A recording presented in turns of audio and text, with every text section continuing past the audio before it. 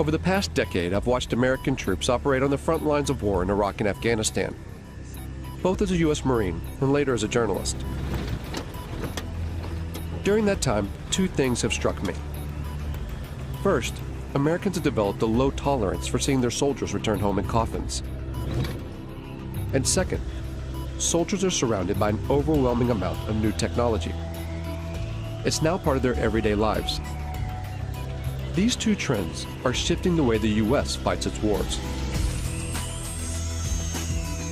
The Pentagon is currently building an army of what it calls unmanned systems. It's their fastest growing arm of development. And there's a momentum to create machines with more autonomous capabilities, robots which can take certain decisions themselves. But what will this new era of warfare look like? And do the legal and political structures exist to deal with it?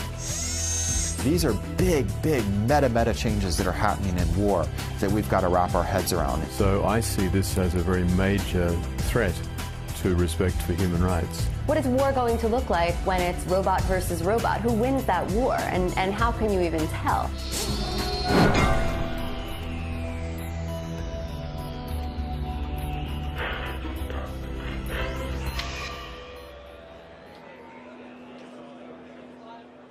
This is the largest gathering of robotics companies in the world. It's organized by AUVSI, the Association of Unmanned Vehicle Systems International. So these are successfully used in operations at the reactors. Hundreds of private corporations and university researchers are here to show off their latest cutting-edge inventions. And so there's things that we can actually pick up with the gripper, use them to defuse a bomb, and then put them back. They're all either selling their products or soliciting funds for their projects. And most of them are targeting a single customer with deep pockets, the U.S. military. This is an annual conference for the robotics industry in Washington, D.C. Years ago, this was a pretty small gathering. This year, there'll be over 7,000 attendees. It's an enormous business here now. It covers everything. You'd be surprised what you could find. Everything from unmanned boats, ships, submarines, to armed drone helicopters. And just the air portion of the robotics or unmanned industries this year will be worth $7 billion. In 2009, the U.S. Defense Department earmarked $18 billion over 5 years for the development of unmanned systems. This boom in military robotics comes off the back of the so-called global war on terror. The wars in Iraq and Afghanistan, along with lethal action in Pakistan and Libya, have created a political and strategic space for unmanned robotic systems. It's not a situation where you're in these big, formation operations or fights. You're dealing with very explosive, very spontaneous events. So you need something that's watching all the time and something that's very adaptable to be able to move from one location to another very quickly. The U.S. Air Force is presently training more unmanned systems operators than it's training manned fighter plane and manned bomber plane pilots put together. But that actually makes perfect sense because they're actually buying more unmanned systems than they're buying manned fighter planes or manned bomber planes. The number of drones in use by the U.S. military has surged from a handful in 2001 to over 7,000 today, and the number of ground robots has shot from 0 to 12,000.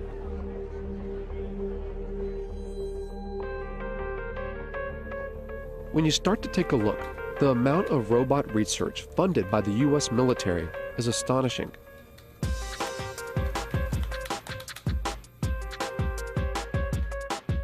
Fault Lines put in more than 100 requests and follow-ups to the Pentagon, military contractors, private robotics companies, and university research labs.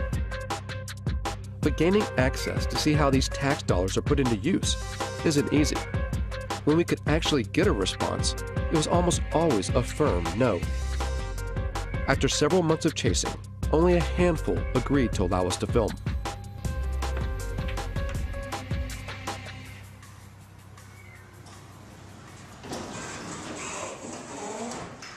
Tardec was one of them.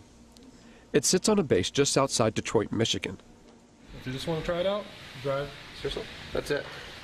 An Army research facility from World War II. It used to build tanks. Wow, look at that. Now much of their work is dedicated to robotic technology.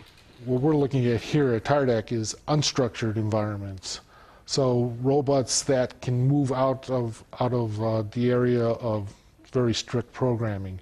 So one of the ways of doing that is through teleoperation. So we have, it's not the classic robot, it's somebody actually controlling something. It's not a remote controlled car because it's doing it through a TV set.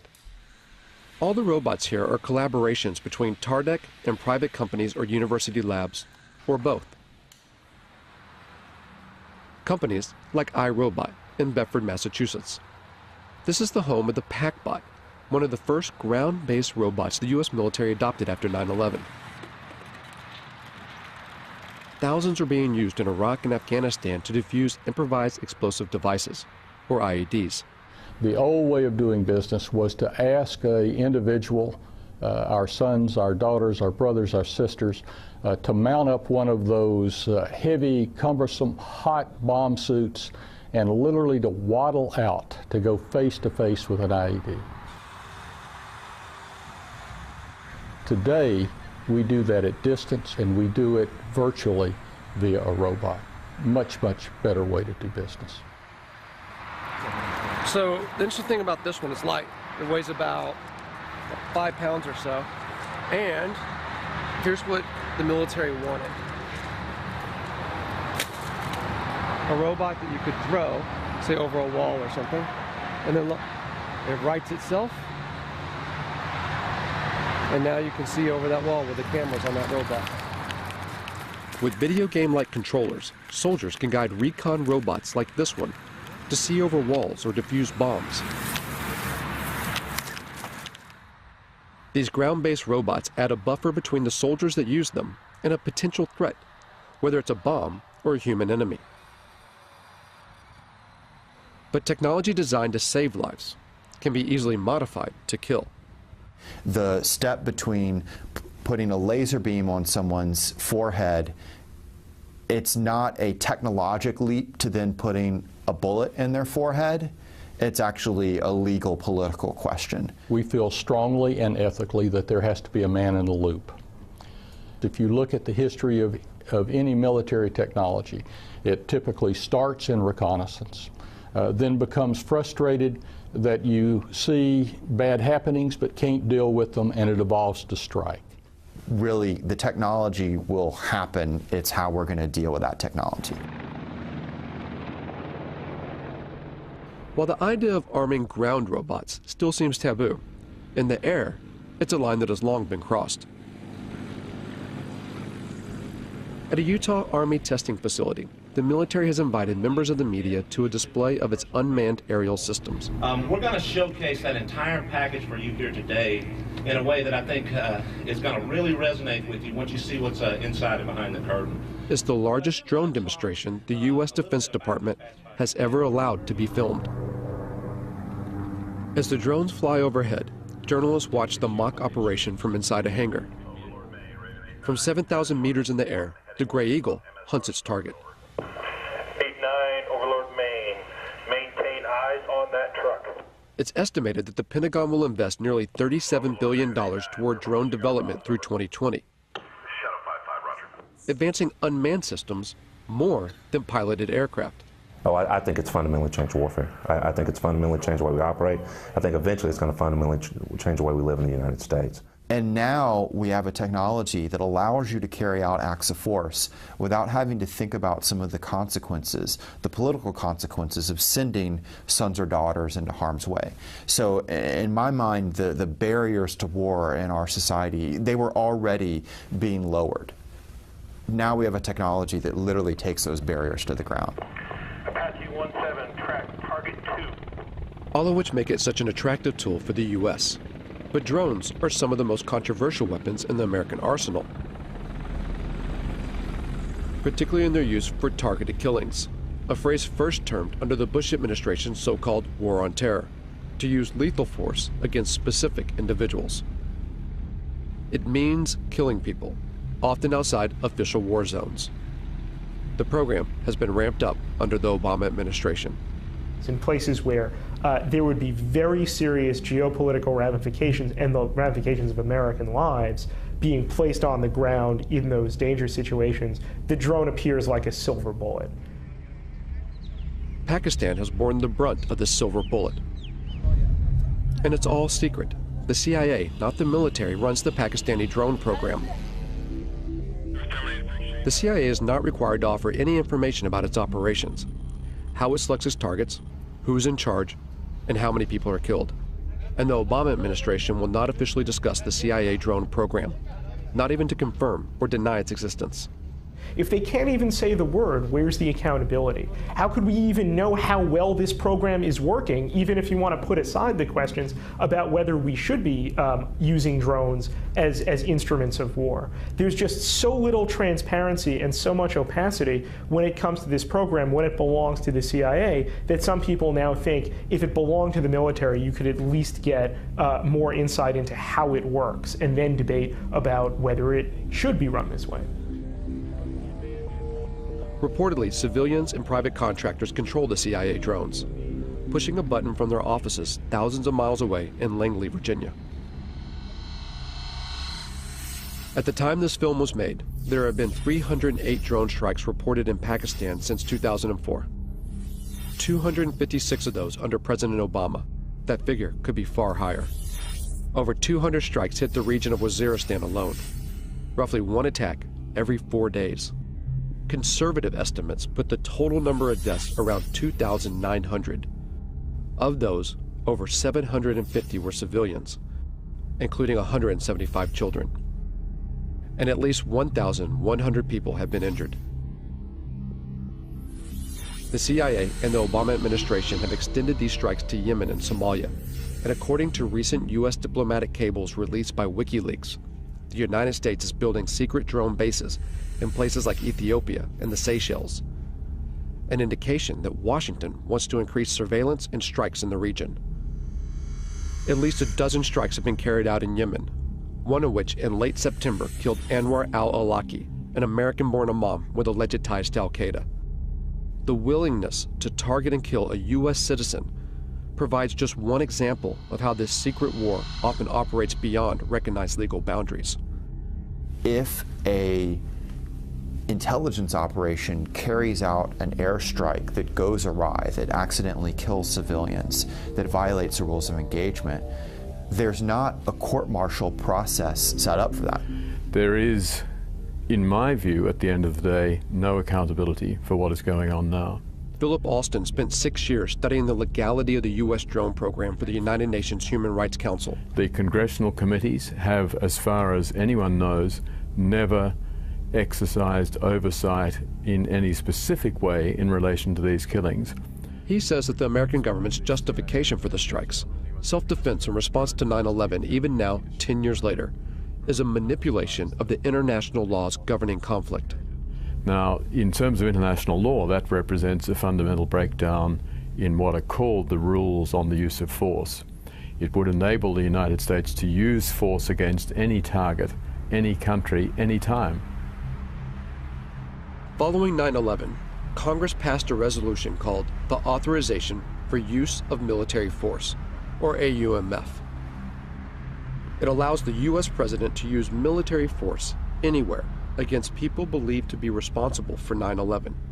And when the Obama administration has been asked, what authorities do you possess to go, into Yemen, to go into Somalia, even, outside Afghanistan into Pakistan, for the purposes of attacking people that you say are aligned with al-Qaeda, they use the AUMF. I think the U.S. is certainly risking setting itself up for a significant global backlash against its extension of power extraterritorially.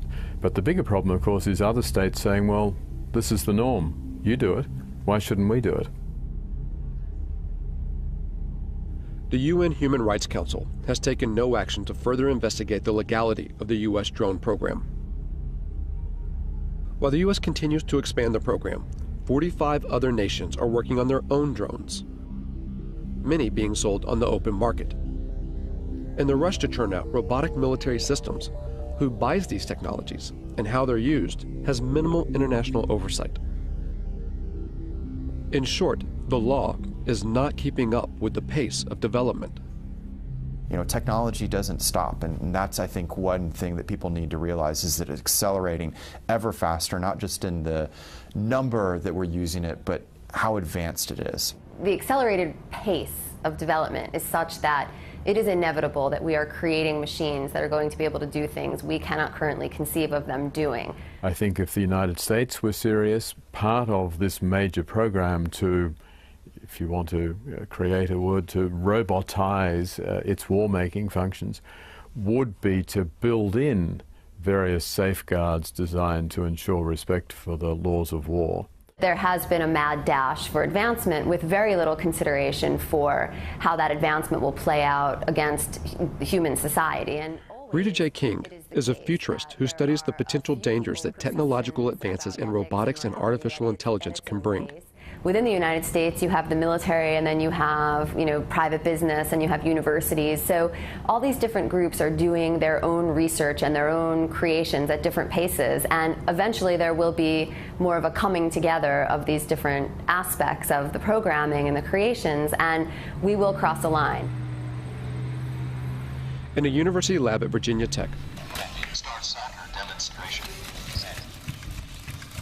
Professor Dennis Hong and his students work on a robotic soccer team.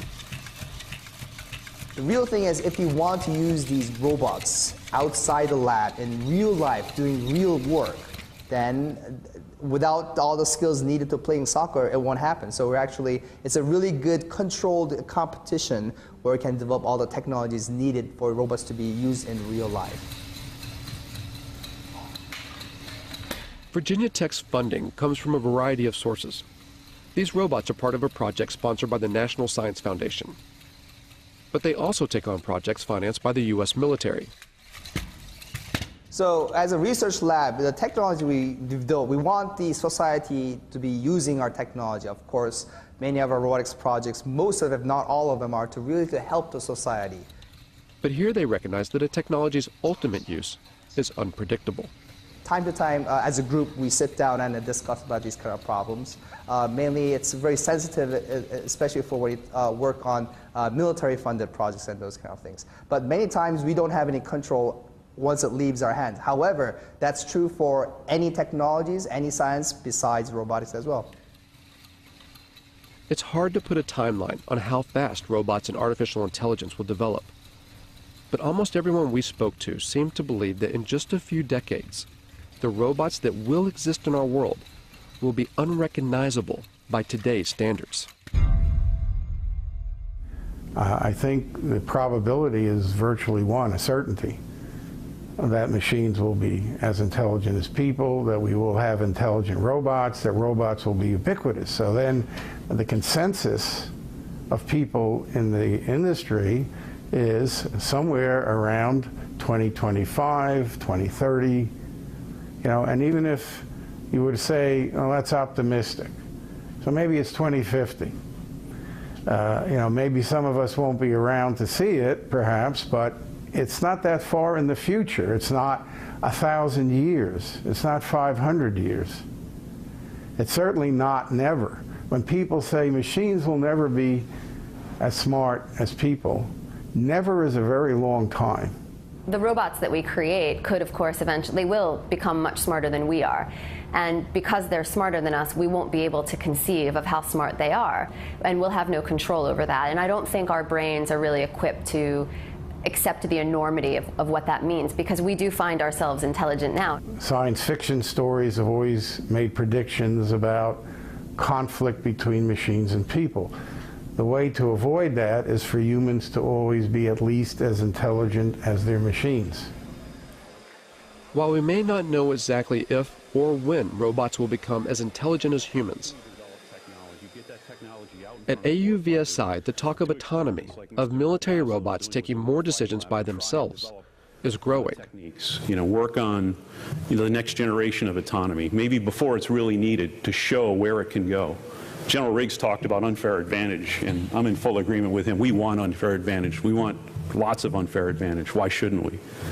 And unmanned systems, and especially weaponized unmanned systems, clearly provide a huge advantage. So how far will robot autonomy go? And will a robot ever be allowed to make the ultimate decision? to take a human life. Officially, the U.S. military claims there will always be a man in the loop, that a human will always make the decision to kill. But there are signs that this may not always be the case. In 2006, the Army funded a major study to find out if lethal autonomous robots could be programmed to act ethically on the battlefield. There's a long and rich history of war crimes in every war. We try and train our soldiers, and soldiers are instructed in this, but we are human beings. And there is emotions, there's anger, fear, frustration. We don't have to put those in autonomous systems. We can engineer out the emotions that get in the way. Ron Arkin, a professor at Georgia Tech, worked on this study and argues that robots can be more ethical than human soldiers, even in decisions to kill, by programming in what he calls bounded morality. You establish a venue, a region, or a task environment, or a mission under which the system is operating, and you engineer that system to make sure that it acts appropriately under those particular circumstances. Whether it makes that decision what to fire at, when to fire, and who to fire at, that I think is a critical decision that we already sort of ritualize within the military decision process, and we shouldn't relinquish that. There's reasons to deny people their right to life, self-defense, intervening on behalf of another to defend their life. But those are decisions that human agents and moral agents should be making, and not automatic processes. I will never, ever make the claim that these systems will be perfect.